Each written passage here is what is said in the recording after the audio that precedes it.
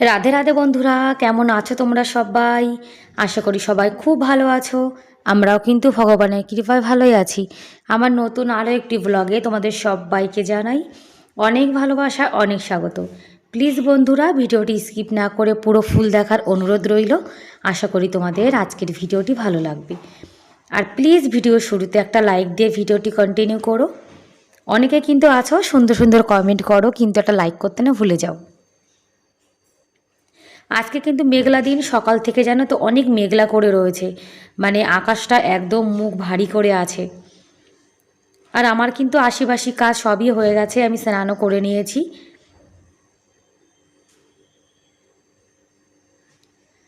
আর রাত্রেবেলায় কিন্তু এই ডাব্বাগুলো ধুয়ে রেখেছিলাম, সেগুলোর কিন্তু জল সব ঝরে গেছে আর এগুলো শুকিয়েও গেছে। আর নিরামিষ বাসন ধুয়ে এই বড় থালাটার মধ্যেই রেখে দিয়েছিলাম। আমি কিন্তু প্রতিদিন রাতে এঁটো বাসন মেজে একটা ভেজা কাপড় দিয়ে পুরো কিচেন কাউন্টার পরিষ্কার করে তারপরে কিন্তু শুতে যাই। মানে এঁটো বাসন রেখে আমি না কখনোই রাত্রিরে ঘুমাই না, জানো তো। সে শীতকাল হোক কিংবা গরমকাল হোক, যখনই হোক। মানে যেদিন থেকে আমার বিয়ে হয়েছে, আমি সংসার জীবনে এসেছি, সেদিন থেকে কিন্তু আমি প্রতিদিন রাত্রিরে রান্নাঘরে সব বাসন মেজে তারপরে কিন্তু শুতে যাই। আর এগুলো তো সব শুকিয়ে গেছে, জায়গার জিনিস এই যে জায়গাতে রেখে দিলাম। আর রাত্রিরে যদি এঁটো বাসন মেজে রাখা যায় আর রান্নাঘরটা পরিষ্কার করে রাখা যায়, তাহলে দেখবে মানে সকালে একটা কাজ করতেও না এনার্জি চলে আসে। ভেজা কাপড় দিয়ে এখন গ্যাস ওভেনটা, কিচেন কাউন্টারটা ভালো করে পরিষ্কার করে নিচ্ছি, কেননা গোপাল সোনা রান্নাবান্না করবো তো, সেই জন্য। আর আমার তো স্নান হয়ে গেছে। আমি শিবজি, তুলসীজি, সূর্য দেবতা তিনজনকেই কিন্তু জল অর্পণ করে দিয়েছি। আর ছেলের স্কুল নেই, যার জন্য কিন্তু রান্নার অতটা তাড়াহুড়ো নেই।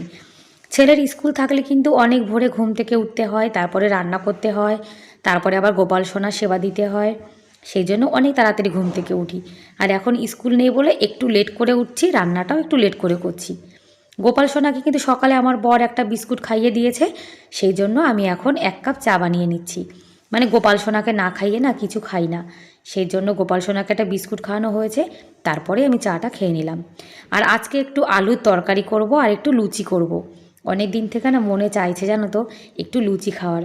যখন কারোর ভিডিওতে লুচি তরকারি বানাতে দেখি, তখন আমার ভীষণ লোভ লেগে যায়।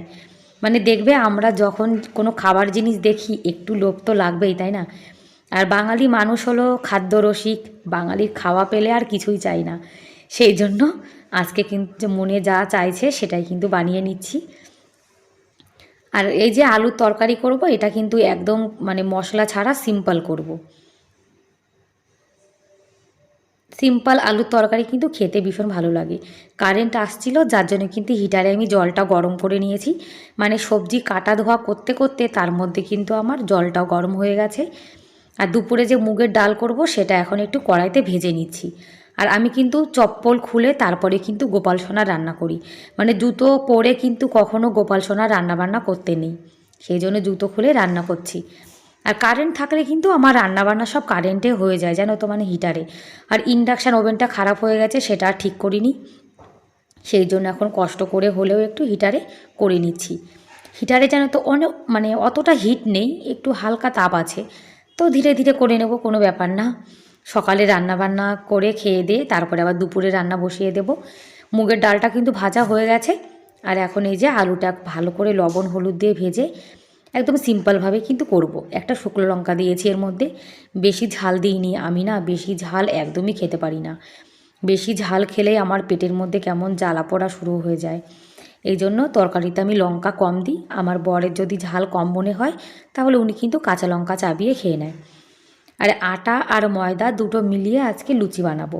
আমি কিন্তু বেশিরভাগ লুচি, পুরি, পরোটা এগুলো কিন্তু ময়দা মানে আটা দিয়ে বানাই, ময়দাটা কিন্তু আমরা অনেক কম খাই।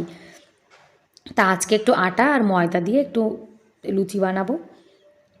ময়দা খাওয়া তো একদমই ভালো না, যার জন্য আমরা জানো তো অনেক কম ময়দা খাই, খাই না বলতে গেলে চলে।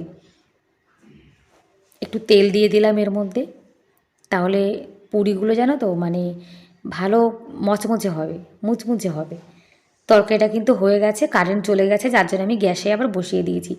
নামানোর আগে একটু কাসুরি মেথি আর একটু গরম মশলা দিয়ে কিন্তু আলুর তরকারিটা নামিয়ে নেব। আর এই যে দেখো, আলুর তরকারি কিন্তু রেডি, আর তেলটাও গরম হয়ে গেছে। রান্না করতে করতে কিন্তু তার মধ্যে কারেন্টটা চলে গেছে, সেই জন্য গ্যাসে বসিয়ে দিয়েছি। আর এখন গ্যাসের যা দাম শুনছি, সিলিন্ডার পাওয়া যাচ্ছে না, সেই জন্য কিন্তু এখন জানো তো আমিও সবার দেখা দেখি হিটারে রান্না করা শুরু করেছি। এখন তো দেখছি কলকাতায় সবাই কেউ উনুনে রান্না করছে, কেউ ইন্ডাকশানে রান্না করছে, মানে গ্যাস বাঁচানোর জন্য, যে সিলিন্ডার যদি একবার খতম হয়ে যায় তারপরে আর পাওয়া যাবে না।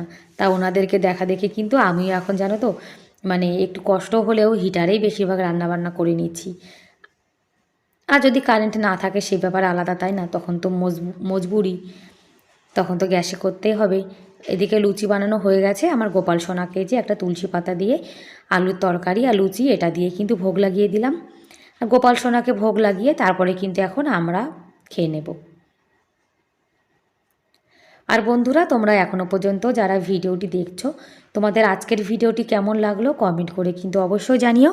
আর ভিডিওর কোনো অংশ যদি তোমাদের একটু হলেও ভালো লেগে থাকে তাহলে প্লিজ একটা লাইক করে দিও। আর আমার চ্যানেলে তোমরা আজকে যারা নতুন আর ভিডিওটি দেখছো, তোমাদের যদি এরকম ভিডিও দেখতে ভালো লাগে তাহলে কিন্তু তোমরা চাইলে আমার এই ছোট্ট চ্যানেলটিকে সাবস্ক্রাইব করে আমার এই ছোট্ট পরিবারের পাশে থেকে যেতে পারো। আর এই কাজটি যারা অলরেডি করে দিয়েছো তাদেরকে অসংখ্য ধন্যবাদ।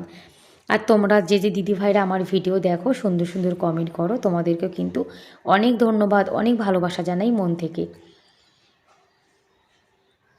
রান্নাবান্না খাওয়া দাওয়া তো হয়ে গেছে, এখন ভালো করে ঘরটা গুছিয়ে নিচ্ছি। ঘরের যদি বেড কভারটা মানে টান টান থাকে আর বেডের পরে কোনো জামা কাপড় কিছু না থাকে, তাহলে দেখবে ঘরটা কিন্তু গোছানো মনে হয়। আমার তো মনে হয় ঘরের বেডটা যদি ক্লিন থাকে তাহলে পুরো ঘরটাই কিন্তু পরিষ্কার পরিপাটি মনে হয়। আর ঘর বাড়ি গোছানো থাকলে নিজের মনেও একটা শান্তি শান্তি ভাব লাগে। আর যতক্ষণ আমি ঘরটা গোছাতে না পারি আমার না একদমই ভালো লাগে না। আর যদি কেউ ঘর বাড়ি এলোমেলো করে তাহলে তো আমার একদমই ভালো লাগে না। কিন্তু ওই যে বাড়িতে ছোট বাচ্চা থাকলে একটু অসুবিধা তো হয়, তাই না? ঘরটা কিন্তু গোছানো হয়ে গেছে। এদিকে আমি টিভি চালিয়ে দিয়েছি, টিভিতে একটু সিরিয়াল দেখছি আর ঘরটা ওইদিকে গুছিয়ে নিয়েছি। আর তুলসী গাছের পাতাগুলো যেন তো সব ঝরে গেছে। এদিকে রাস্তাটাও কিন্তু পরিষ্কার রয়েছে। কালকে রাত্রিরে কিন্তু বৃষ্টি হয়েছিল। আর ওই দেখো আর একজন পাঁচিলের উপরে বসে রয়েছে। মানে মেঘ দেখে মনে হচ্ছে যে এক্ষুনি বৃষ্টি নেমে যাবে, জানো তো। ঠান্ডা হাওয়া চলছে, তারপরে একদম পুরো মেঘ মানে কালো মেঘ হয়ে রয়েছে। আর যখন কালো মেঘ হয় তখন তখন যেন ময়ূরে ভীষণ ডাকাডাকি শুরু করে দেয়। মানে সারা দিন শুধু ডাকতেই থাকে ওরা। ওদের মেঘলা দিন হলে ভীষণ ভালো লাগে। নিম গাছের পাতাগুলো কিন্তু সব ঝরে পড়ে গেছে, এখন কচি পাতা চলে এসছে নিম গাছে। আর এখন এঁটো বাসন যে কটা আছে সেগুলো এখন মেজে নিচ্ছি। সকালে মানে লুচি তরকারি খেয়েছি, বাসন টাসন মেজে আবার দুপুরে রান্নাবান্না করব। এখন যেন তো মানে মেঘলা ওয়েদারের জন্য ওয়েদারটা পুরো একদম ঠান্ডা হয়ে গেছে। কদিন আগে একটু হালকা হালকা গরম পড়েছিল, মানে ভালোই রোদ টোদ ছিল। এখন আবার মেঘলা হয়ে আবার নতুন করে শীত পড়ে গেছে। আর এই যে আজকে ভয়েসটা দিচ্ছি, আজকে কিন্তু আমাদের এখানে সকালে ভীষণ বৃষ্টি হয়েছিল। কখনো বৃষ্টি কখনো রোদ। ব্যাস বন্ধুরা, তাহলে আজকের মতো এ পর্যন্তই। দেখা হবে পরের ভিডিওতে। ততক্ষণ তোমরা অনেক ভালো থেকো, সুস্থ থেকো। Bye bye.